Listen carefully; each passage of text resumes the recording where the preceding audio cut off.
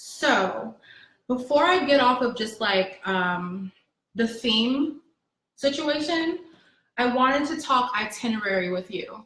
So if you guys haven't already, if you can maybe open up another tab or something, unless you're watching on your phone and you don't have a computer with you, then you can't do this right now. So you might want to go after the video is over, so you can kind of follow along and see what I'm talking about. But I posted right before this video started on my Facebook, and I believe that I made it public, the full itinerary from last year's cruise. So this itinerary that I posted was for the 2016 cruise. I chose to pull that itinerary because that was the only other 4-day cruise that I've been on. I think that the very first cruise might have been 4 days, but like I've said, I was not on that boat, so I didn't get sent an itinerary for that one. So I feel like this one would like most closely mimic some of what we can expect on this cruise. Now there's gonna be some major differences, and here's why. Last year's cruise was the the 2016 cruise was the European cruise. So we cruised in the Mediterranean. It was in a northern climate. We did not have a beach party. There was no beach party. I would be willing to bet that there will be one this year because we'll be back in the Caribbean, and every other time that we've been there, there's been a beach party. If we are in the Caribbean and there is no beach party, I will be bummed. Like, I will be legit sad. I just feel like why? So yeah. Oh, sorry, hold on. Debbie, the preferred event from the last cruise, let me see, hold on. I don't know what that was about. So since I don't know, I would venture to guess that it was an event that was specifically for people that were in the most expensive cabins. So I don't know if that included the people that were in the first 6 rows, or if that were people that got like the first 3 rows and up, or just the people that were in the first row. I don't know, because it wasn't something that was, to my recollection, anything that everyone was allowed to be at. I'm kind of looking through my itinerary from last year. Okay, Kara Lee just confirmed for me it was the expensive cabins. So it was something like they paid a lot extra for those cabins to get a lot of extra benefits, and that was one of them. So yeah, so great question, good catch. So, but especially if you guys have never been on a cruise before, this is your very first cruise. I just noticed the date on the top of day 1 says May 10th, 2015. There was no cruise in 2015, it was in 2016. So basically, that was the first day. You could start arriving at the port and at the terminal for Carnival at 12 p.m. And boarding goes from 12 p.m. to 2:30 p.m. So if you guys haven't booked your flights yet, I haven't booked mine yet. I'm probably going to do that probably early to mid-February, because prices are actually, for a lot of people I've been hearing, really good. I would be flying from Atlanta to Miami, and my tickets that I've seen so far have been under $200 round trip Delta nonstop. So that's awesome. But on not Carnival, on Rose Tours, like the BackstreetBoysCruise.com website, it tells you what time would be the latest time to have a flight get into Miami if you were going to arrive on the same day as the cruise, and what time to have your return flight leave if you're going to be flying out on the same day as the cruise arrives. So like the earliest time to schedule your flight to leave out. I would pay attention to that if that's your plan, if you want to try to save money by not having to spend money on a hotel the day before. The caveat to that, if you weren't listening on one of my previous blogs, is that if your flight is delayed for any reason, or if your flight is canceled and you miss the boat, like there's nothing, like honestly guys, like I just don't even know what I would do. I don't know what I would be. I would be angry for the rest of my life.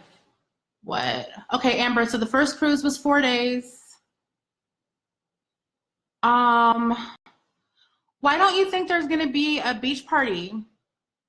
T, Monique, why don't you think there's going to be a beach party? I'd be interested to know that, because it's in the Caribbean, it's in the islands, it's an island, right? Like, they have beaches. There better be a beach party. Either that, or we better be doing something on board that is like beach party-esque, because there have been some really great memories made at the beach parties. But so yeah, so if you guys are looking at that itinerary along with me, or if you're looking at it later on down the line, boarding takes place between 12 p.m. and 2:30. After 2:30, if you arrive at the port, I'm not really sure how that works. Like, if they're gonna let you on board if you get there after 2:30. I guess like you have to already be going through customs.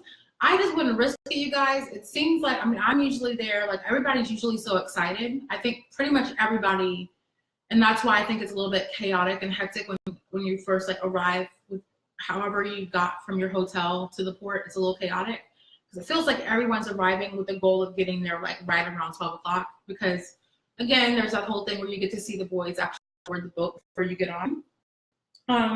So I can't really imagine that anybody would be pulling up after 2:30. I'm just gonna say I wouldn't do that. I would not risk it. I would also, if you haven't thought about saving up for a hotel, like I would, if you don't have to, if you can't afford to stay at, you know, the preferred cruise hotel or one of the other ones that's near the port, that's on the beach, there are tons of inexpensive options. Like, you know, well, inexpensive, I don't know, Miami can be pretty expensive, but so I would look into doing a hotel room with multiple people and splitting the bill that way, and getting there at least the day before the cruise, so that you're there and there's no chance that you're going to miss that boat. Because again, I literally would be angry for the rest of my life if I missed the boat. Yeah, Jessica, I'd start swimming. I would start swimming, which is insane. But I literally, I think I would like a flip would switch in my brain. I'd lose my mind. So at 4:15, there's that mandatory emergency boat drill, that safety drill that I was telling you all about yesterday. That is the drill that will make you look like a fool if you go to camp out wherever the sail away party is going to be taking place. And we haven't done the safety drill yet, because wherever you're standing, Carnival will make you move to your safety station, where you're going to go basically be told what you need to do and where you should go in the case of a nautical emergency. So like I said, from whatever time you get on the boat to up until that safety drill starts, just hang out, have fun, enjoy yourself. A lot of the bars and restaurants are open. You probably won't be able to go to your cabin just yet, because they're probably still going to be prepping them. And if you are able to get into your cabin when you board, your luggage probably won't be there. And just so you guys know, you're like, well, how will I know if I can't go to my cabin when I get on board? They literally will have the doors to that corridor where your cabin is located. They'll literally have those doors closed and locked with a sign saying staterooms in this corridor will be available starting at such and such a time. And like, you literally will not have access to your room. So yeah. 5 p.m., anchors away, the sail away party starts. Again, that's either going to be on the Lido deck, or if the weather is bad, it'll be in the main atrium. Either way, it's going to be an amazing time. Group A has dinner at 6.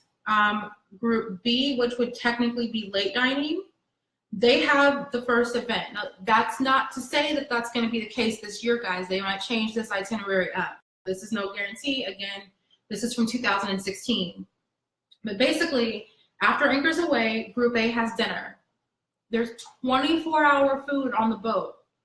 But what they're telling you with that is the dining room, where you can get the meals, where they offer you all the different courses. And it's a really fun thing that they do called, if they still do it, I hope they do, it's called Did You Ever? Where you can basically have, you can basically try something that you might never have tried before. So like, if you want to try like snail or something, if that's on the menu for that night, like in the Did You Ever column, I don't know. Having dinner in the dining hall, I find to be really, really fun. So if you have an opportunity to do it at least one time while we're on the cruise, doing it earlier in the cruise before like I won't say the real deck parties, but before like the epic shenanigans really start, which I think is, usually the last party. Having dinner in the dining room on the first night might be a good call because things are a little bit more relaxed. They're just getting started, right? So, okay, cool. Kara says that I ate alligator on the first cruise too, Amber.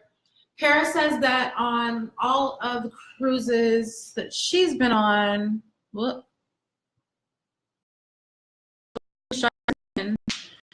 she said that Group B has had the first event on all the ones that she's been on. Group B would be late dining, you guys, so keep that in mind. While Group A is at dinner, Group B is getting their party. Group B is getting their event in the theater. So this event in the theater is the very first event that has assigned seating. The other events in the theater that will have assigned seating will be the shows that the guys do, like where they literally like dancing, singing, doing that. Basically being Backstreet Boys, that part of it. So if you haven't cruised before, you might not have realized, even if you're looking at this itinerary in front of your face, if Group A has dinner at 6 and at 6 o'clock, Group B is going into their show in the theater, then at 8:15, Group B has dinner, and at 9 o'clock, Group A's show starts. Their show's gonna run whatever they're doing, their game night or whatever. That's gonna run about 2 hours. It's not gonna start until 9:30. They're gonna start letting you in at 9 if you're in Group A, and your show's gonna start at 9:30. Those shows typically do start roughly on time. Those usually aren't running on Backstreet time too bad. The next thing that's gonna happen is the last event for that day, which will be the first deck party of the cruise. That's on tap to start at 11:30 p.m., but let's say it all together, guys, at the same time. Backstreet time doesn't care about your hopes and your dreams and a schedule. So 11:30 p.m., think more 12:45, 1 o'clock, 1:15, 1:30, potentially 2 hours or more later than the start time here. So why am I telling you all of that about this first night on the cruise? If you've never cruised before, particularly if you're in Group A, that means that you have the second show. If the itinerary falls the same way as it has, which Kara says she thinks it probably will, that means that your show is letting out, and while you've been in your show, even after they've had their dinner, because dinner started at 8:15 for Group B because they've already had their show, that means all those people in Group B have now started to gather wherever that party is going to be, wherever that deck party is going to be taking place. So again, if it is good weather, it'll be out on the Lido deck. If not, it'll be in the atrium. Like I've said before, the boys will move around. They won't stay all in one place, but people are going to try to figure out where the boys are going to be making their entrance. And if there's an obvious place where a stage has been set up, people will probably try to camp out where that stage is being set up. Now, that being said, they do try to make things fair. So if you go ahead and scroll over to day 2, if you're following along with me on this itinerary from last year that I posted, 100 hours late, that's awesome. So day 2, on the last cruise was a little weird, you guys. We were in Cannes, France, so there was no beach party. It was really cold, by the way, the 2016 cruise, which luckily, like I had been watching the weather. That's something you guys definitely want to do. Have in mind what you want to pack, but have a plan for potential colder than you were expecting temperatures or hotter than you were expecting temperatures, so that like the day before, when you're like the day before you leave, when you're finishing packing, you know what actually needs to go in that suitcase as far as, planning for the weather. Yes, Jessica, Group B is late dining, Group A is early dining, but where the confusion can kind of come into place is particularly on that first night, Group B gets the first show, or the first game night, in the theater. Group A gets the second one. So that first night, they're usually flipped.